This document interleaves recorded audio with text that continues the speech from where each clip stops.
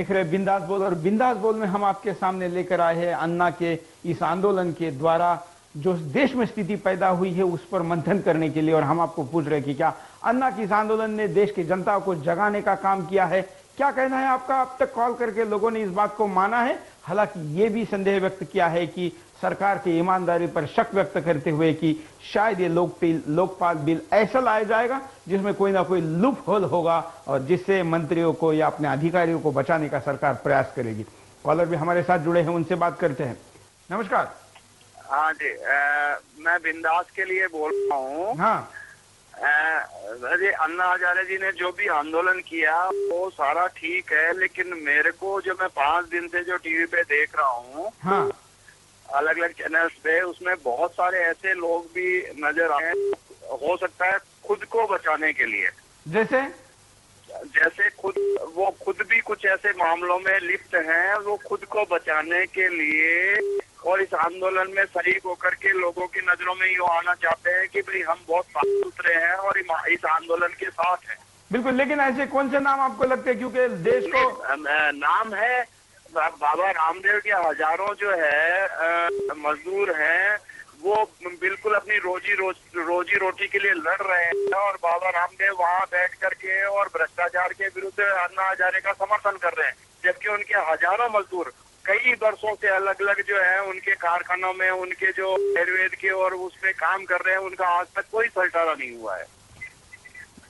अच्छा, ये एक अलग विषय है, शायद मैं इस विषय से परिचित नहीं हूँ, पहली बार आपने इस बात को बताया है। मैं कहूंगा कि आप कार्यक्रम के बाद कॉल करके इसका भी डिटेल हमको दे दें, हम अपनी तरीके से इस पर भी बात करेंगे। एक और कॉलर से बात करते हैं। नमस्कार, बोलिए क्या कहेंगे? हाँ सर, नमस्कार। नमस्कार। कमलेश मिश्रा बोल रहा था सर, धार से। बोलिए कमलेश जी, क्या कहेंगे आज के इस मुद्दे पर? सर मैं कहना चाहता हूँ कि अन्ना जी ने तो जनता को जगाया ही है, लेकिन इसकी पृष्ठभूमि जो है पहले ही तैयार हो, जो इन लोगों ने किए हमें उनको भी नहीं भूलना चाहिए। जैसे आपका सुदर्शन चैनल भी इसमें बहुत आगे रहा है, धन्यवाद। और इसके अलावा बाबा रामदेव, लाल कृष्ण आडवाणी, इन लोगों ने भी जो है भ्रष्टाचार के खिलाफ मुहिम चलाई है। पिछले 2 साल से देश में वैसे काले धन को लेकर काफी आंदोलन का लोगों के द्वारा चलाया जा रहा है और अन्ना जी ने एक सही समय पर आंदोलन किया। अन्ना जी के रूप में जनता को केवल एक उनको एक मतलब ऐसा व्यक्ति मिल गया कि जिसके पीछे वो चल सके। बिल्कुल, और पृष्ठभूमि तो पहले तैयार हो चुकी थी, लोग काफी मतलब उसमें उग्र हो रहे थे। बिल्कुल, लेकिन लोगों को कोई ऐसा व्यक्ति मिल नहीं रहा कि जिसके पीछे वो चल सके और वो उनकी अगुवाई कर सके। बिल्कुल, और अन्ना के रूप में लोगों को मिलते ही जो है सारे लोग पीछे आ गए। और सर मैं ये भी कहना चाहता हूँ कि जिस प्रकार से अनुपम खेर जी सामने आए हैं और उर्मिला मातोंडकर जी सामने आई है, इन्होंने काफी हिम्मत दिखाई है। क्योंकि मैंने आज टीवी चैनल न्यूज देखी है कि अनुपम खेर जी जो सामने आकर के बोले हैं, उसके खिलाफ महाराष्ट्र विधानसभा में कुछ उनके खिलाफ कार्रवाई की प्रस्ताव चल रहा है। अच्छा जी, ये तो उल्टा चोर कोतवाल को लाटे हो गया जी। वो बता रहे हैं कि संविधान वगैरह के खिलाफ उन्होंने कोई बात कह दी है, तो मतलब कि भाई ये इन लोगों ने ज्यादा रिस्क लिए। बिल्कुल, एक बार अन्ना जी यदि कुछ बोलेंगे तो इनका कुछ बिगाड़ नहीं पाएंगे नेता वगैरह, लेकिन अनुपम खेर सरी के लोग, उर्मिला मातोंडकर सरी के लोग, इनके पीछे लोग पड़ जाएंगे, नेता पड़ जाएंगे। कुछ नहीं होगा, देखिए सच्चाई की जीत होती है और सही बोलने वाले के पीछे भगवान होता है, चिंता मत करिए। धन्यवाद अपनी बात रखने के लिए। एक और कॉलर। नमस्कार। हेलो हेलो, नमस्कार, बोलिए। हाँ साहब, मैं अन्ना हजारे जी को बहुत बहुत बधाई। धन्यवाद। और आपकी न्यूज चैनल को भी बहुत बहुत बधाई।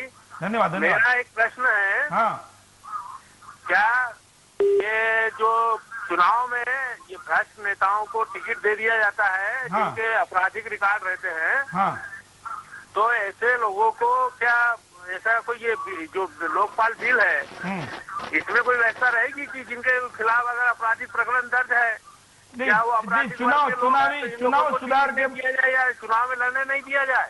बिल्कुल, धन्यवाद, जवाब देता हूँ। ये चुनाव सुधार से संबंधित लोक आयुक्त, जन लोक आयुक्त में नहीं है, लेकिन ये अब एक प्रकार से प्रक्रिया चालू हो गई है। अगर आपने देखा होगा कि अन्ना ने आज के अनशन के समाप्ति के समय में कहा था कि हमें नेताओं को वापस बुलाने के अधिकार के बारे में भी आंदोलन करना होगा और जो जो लोग नेता चुनाव के बाद अपने जनता की बात नहीं सुनते, वोट देने के बाद अगर वोटरों को पछतावा होता है तो वोट करके वो अपने सांसद को वापस बुला सकते हैं। ये स्थिति, ये अधिकार मिले, जो कि दुनिया के कुछ देशों में ऐसा अधिकार है, इसके लिए भी अन्ना ने आंदोलन की बात की है। शायद आपकी बात उस आंदोलन में पूर्ण हो सकती है। अब हम आपको एक और कॉलर से बात कराएंगे। आज बहुत बड़ी मात्रा में कॉल्स है और बाहर 32 की 32 लाइनें एक तरीके से ब्लॉक हो चुकी है। नमस्कार, बोलिए, आपका नाम बताइए। हाँ सर, जयदेव कड़वे एमपी से। बोलिए, क्या कहेंगे? हाँ सर, मैं कह रहा था कि जो अन्ना जी ने जो अनशन अभी करे थे जंतर मंतर में, ये सर बहुत ही अच्छा रहा। और इससे क्या हुआ कि अपनी जो देश में जो भ्रष्टाचारी जो नेता लोग थे, इनका जो मनोबल गिरेगा और अच्छे जो लोग हैं वो आगे आएंगे। बिल्कुल बिल्कुल सर, धन्यवाद। अच्छे लोग आगे आएंगे और अच्छे लोगों का मनोबल बढ़ेगा और जो गलत लोग हैं उनका मनोबल टूटेगा। बिल्कुल सही कह रहे हैं और शायद ऐसा हो पाएगा और हो रहा, आज तो हो रहा है। अगर ये टिक पाएगा तो भारत के पूरे देश में एक अलग माहौल बनेगा और सज्जन शक्ति की अगर ताकत बढ़ेगी तो देश का विकास और सारे दिशा में चहुमुखी प्रगति जिसको बोलते हैं वो जरूर होगी। हम आपको अब एक और पैकेज दिखाते हैं कि कैसे लोगों में उत्साह है, क्या लोग कहते हैं, कैसा माहौल ये सब कुछ बना है।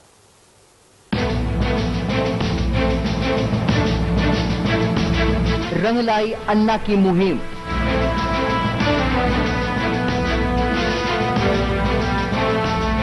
देश भर से चल पड़ा लोगों का हुजूम।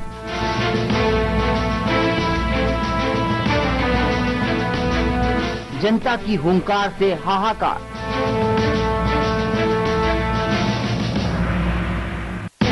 और आखिर झुक गई सरकार।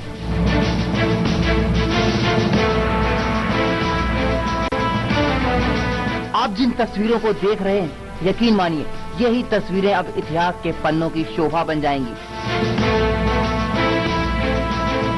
यही तस्वीरें आने वाले दिनों में उस क्रांति की कहानी की गवाह बनेगी जिनकी आस हम पिछले 64 सालों से लगा रहे थे। जी हाँ, आज भारत एक बार फिर एकजुट हो गया। आज भारत एक बार फिर उठ खड़ा हुआ है।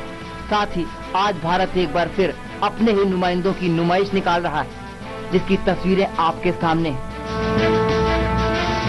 हर तरफ से त्रस्त आ चुकी जनता ने भ्रष्टाचार के खिलाफ बिगुल फूंक दिया। गुजरात हो या महाराष्ट्र, दिल्ली हो या देहरादून, देश के हर कोने कोने में लोग अन्ना के एक आह्वान पर फना होने को तैयार थे। देश हित में हर कोई जनता के लोकपाल बिल की मांग कर रहा था। जी हाँ, पिछले 4 दिनों से अन्ना ने अन्न क्या छोड़ा, सियासी गलियारों में तो कोहराम मच गया। दिल्ली के दरबारों के दरवाजे दरकने लगे। बस फिर क्या था, सरकार की तरफ से पिछले 4 दिनों से मान मनोबल का दौर शुरू हो गया। रायशुमारी से लेकर सुलह समझौते की कई मीटिंगें की गई और आखिरकार जनता के गुस्से के आगे सरकार को झुकना पड़ा और सरकार ने अन्ना के लोकपाल बिल को लेकर सभी 5 मांगों को मान लिया। आखिर क्या है ये मांगे जिन पर सरकार ने सहमति जताई?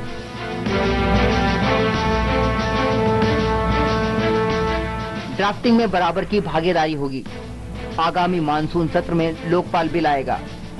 सरकार और जनता के नुमाइंदों के बीच 23 मई के पहले बातचीत होगी। ज्वाइंट कमेटी में 2 अध्यक्ष होंगे। सरकारी आदेश पारित होगा।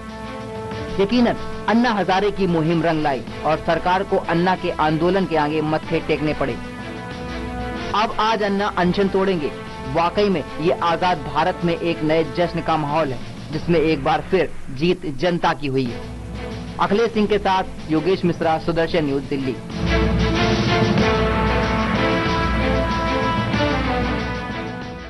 और एक कॉलर से भी प्रतिक्रिया लेंगे। साथ साथ में आज बहुत बड़ी मात्रा में एसएमएस आए हैं। मैं सारे एसएमएस करने वालों का आभार व्यक्त करता हूं। हम आज एसएमएस को पढ़ नहीं पाए हैं। नमस्कार, बोलिए। हाँ जी। हाँ, क्या कहेंगे? बोलिए। हाँ जी, गुलजार बोल रही। हाँ, बोलिए ना, क्या बोलना चाहते हैं? सर, ये जो अन्ना जी ने भ्रष्टाचार को मिटाने के लिए चला है ये, सर ये इसमें जैसे, बोलिए। हाँ जी, वो कि तो आवाज नहीं आ गया। धन्यवाद। हम यहाँ पर आज आपके सामने विषय लेकर आए। हमने प्रयास किया कि एक और चर्चा इस दिशा में लेके जाए जिस दिशा में हम पिछले कई दिनों से, यूं कहे कि करीब करीब 2 सालों से बिंदास बोल में आपके सामने ऐसे विषय लेकर आते हैं। मुझे पिछले 1 साल से भ्रष्टाचार के विषय पर जब भी मैं बिंदास बोल करता था तो मुझे कई लोग कार्यक्रम के बाद या हमारा भी इस टीम के मेंबर द्वारा ये पूछा जाता था कि सर, देश में भ्रष्टाचार को लेकर इतना माहौल नहीं है। लोग अब भ्रष्टाचार को एक तरीके से स्वीकार चुके हैं और भ्रष्टाचार के खिलाफ बोलने को तैयार नहीं है। जो बोलता है वो बहुत ही पीड़ित है। लेकिन आज मौसम, माहौल, वातावरण बदल चुका है। आपने देखा कि भ्रष्टाचार के मुद्दे पर देश एक हो सकता है, सड़कों पर उतर सकता है और इतने एक तरीके से रिटायरमेंट के एज के व्यक्ति के पीछे भी राष्ट्र खड़ा हो सकता है, ये दिखा दिया है। जिसका मतलब है कि आप बोलते रहिए, आप अपनी बात को कहते रहिए।